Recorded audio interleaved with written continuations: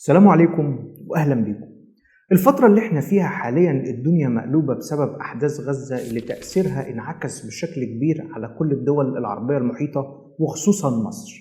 في مخاوف كبيرة عند الكل من استمرار زيادة حدة التوترات السياسية والاقتصادية خلال الفترة اللي جاية، واللي بالتالي بتلقي بتبعياتها على مصر مشاكل اقتصادية كبيرة احنا عارفينها كويس، مش احنا بس وكل المنطقة كمان اتفاقمت بسبب الحرب.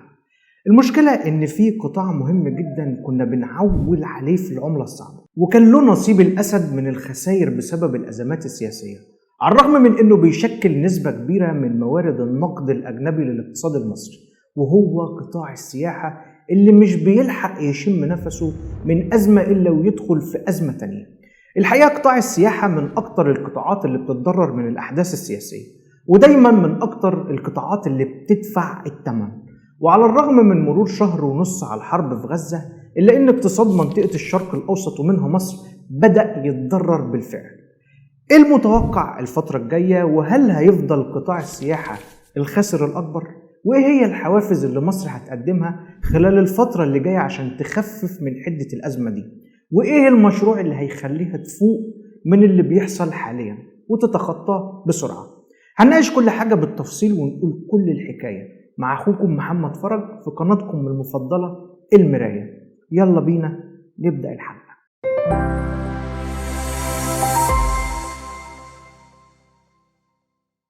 واحنا بنبدأ حلقتنا وبنقول بسم الله الرحمن الرحيم، بنسأل ونقول ازاي قطاع السياحة اتضرر وعواقب الأزمة كانت عاملة ازاي. وكالة ستاندرد اند بروز جلوبال للتصنيف الائتماني قالت ان انخفاض ايرادات السياحة بسبب حرب غزة هيسبب مشكلات كبيرة في مصر والأردن ولبنان، خصوصا بعد إلغاء عدد كبير من المسافرين والسياح الأجانب عطلاتهم في منطقة الشرق الأوسط وشمال أفريقيا.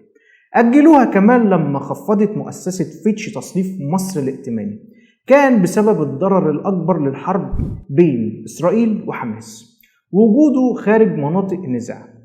ده أثر على قطاع السياحة. الوكالة قالت إن الخسائر دي بتوصل بين 10 ل 70% من إجمالي عائدات السياحة المسجلة العام الماضي. ليه حطت المدة بين حيزين مختلفين؟ لأنها مش عارفة الصراع واتساعه رايح على فين، ولا حد عارف المدة الزمنية هتخلص إمتى.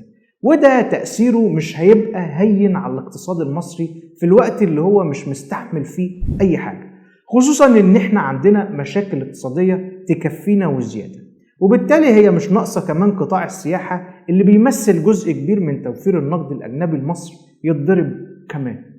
بالورقة والقلم تعالوا نحسب خسائر قطاع السياحة في مصر بالأرقام والبيانات الرسمية.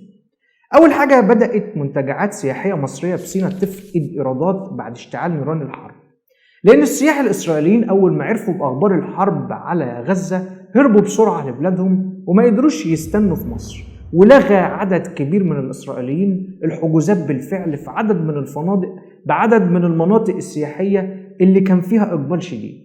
ده طبعا أثر على نسبة الإشغال بالفنادق، وكل التوقعات بتقول إن التأثيرات السلبية على السياحة هتزيد حتى تضع الحرب أوزارها. النقطة الثانية المهمة، عدد السياح الإسرائيليين الوافدين لمصر بنهاية عام 2022 بيقدر ب 735 ألف سائح، أغلبهم بيدخل البلاد عبر معبر طابا البري وفق الإحصائيات الإسرائيلية الرسمية اللي نقلتها شبكة BBC. الرقم ده هيتأثر بشكل كبير بعد إلغاء الحجوزات وانخفاض نسب الإشغال الفندقي.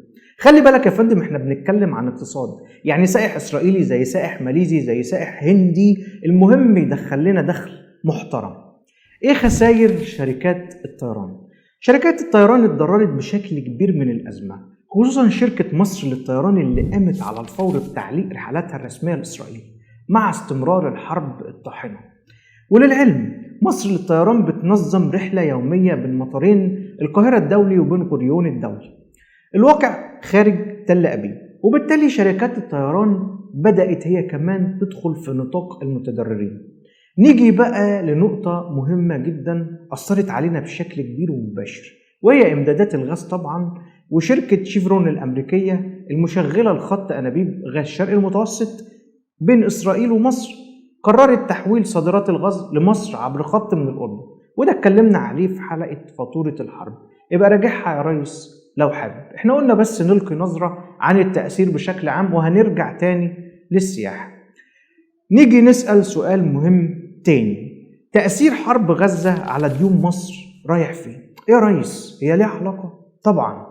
خليني اقول لك ان مصر بسبب الحرب على غزة في وضع اكتر عرضة للخطر من كل باقي الدول العربية المحيطة. انخفاض التركيز الاقتصادي في قطاع السياحة هيؤدي لنقص الإيرادات وهيأثر بشكل أكبر على مركزها الخارجي في ظل الديون الخارجية الكبيرة المستحقة علينا.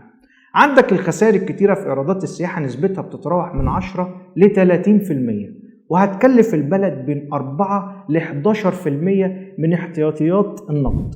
ورغم تدخل البنك المركزي عشان يعدل الدفة شوية، إلا إن العجلة كلها هتتأثر، واللي بيرد بسلب في ناحية بيصلب في سلب برضه في ناحية تانية، كلها دايرة بتكمل بعض. وللأسف مش بس مؤسسة ستاندر اللي توقعت تأثر قطاع السياحة في مصر، في مؤسسات عالمية تانية بدأت تصدر برضه تقارير سلبية بتتوقع إن الأزمة تستمر في الثلاث بلاد الأكثر تأثرا بالأحداث على صعيد السياحة.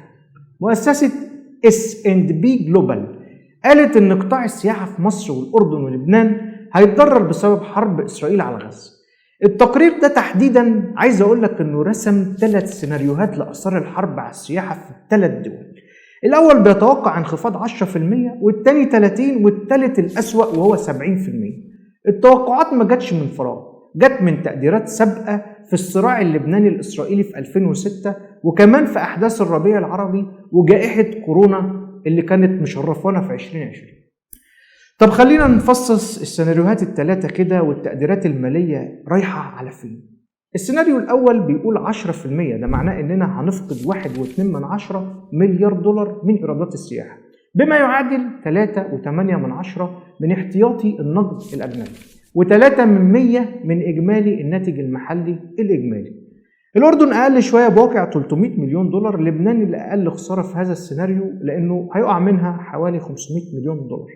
السيناريو الثاني بيقول 30%، وده معناه إن خسائرنا هتوصل لا قدر الله 3.6 مليار دولار من إيرادات السياحة، وده يعني 11.4% من احتياطي النقد الأجنبي، و8% من الناتج المحلي الإجمالي. السيناريو الثالث وهو 70% سيناريو سيء جدا، والتقرير نفسه مرضاش ان هو يتطرق ليه، سابه مفتوح، لانه في الحالة دي انت بيحصل معاك ضرب اكبر من اللي قبله. يعني المتوالية الحسابية مش هتمشي بنفس المعدل بتاع 10 وبتاع 30%، لا دي هتعدي جدا جدا جدا، وهتأثر بالتبعية على الناتج المحلي وعلى معدل احتياطي النقد الأجنبي وعلى سدادك للديون نفسها. خليني أقول لك لجنة السياحة بمجلس النواب كمان كشفت إن نسبة الإلغاءات بلغت 25% من القطاع السياحي للناس اللي كانت عايزة تحجز. شرم الشيخ ودهب ونويبع وطابق أكتر المقاصد المتضررة، خصوصا إن العاملين بالقطاع بيتحملوا كوابات كتيرة جدا. إحنا بنستهدف 30 مليون سائح سنويا، لما يقع مننا جزء كبير من الرقم ده يبقى فيه أزمة بجد. طب إيه السؤال هنا المهم، وهو الحوافز اللي هتقدمها مصر خلال الفترة اللي جاية عشان تعدي أو على أقل تقدير تهدي الأزمة الطاحنة دي شوية، عشان ما يبقاش عقدناها ومشينا.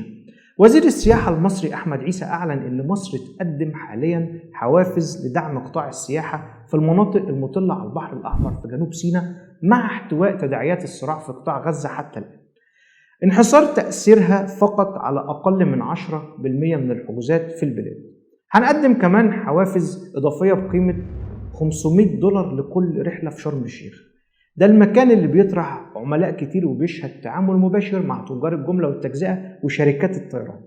بنحاول كمان نعمل تعويض بجذب السياح الألمان اللي بيمثلوا 10% من الحجوزات السنة دي، والصينيين اللي وصلوا مصر كمان ساهموا في رفع الأعداد 7% مقارنة بأكتوبر من السنة اللي فاتت.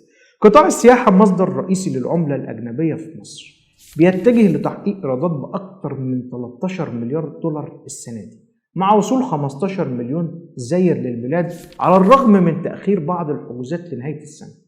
عيسى كمان قال على هامش معرض سوق السفر العالمي في لندن إن حجم إجمالي للحجوزات اللي اتأثرت بالصراع بيمثل أقل من 10% من إجمالي عدد الحجوزات في مصر، وبالتالي مع كل الحوافز دي مصر بتسعى إن الدنيا تستقر والخسائر تنحصر والأزمة تعدي بأمان وترجع أحسن من الأول. عايزين ننشط حملات السياحة اللي كان عنوانها تعالوا مصر بلد الأمن والأمان، لأن هي فعلا مش شعارات، لا حقيقة هتفضل إن شاء الله بلد الأمن والأمان لكل السياح في كل أنحاء العالم. ولا شايف يا ريس؟ قول لنا في التعليقات رأيك في موضوع النهارده، وما تنساش تعمل لايك للفيديو عشان يوصل لأكبر عدد ممكن.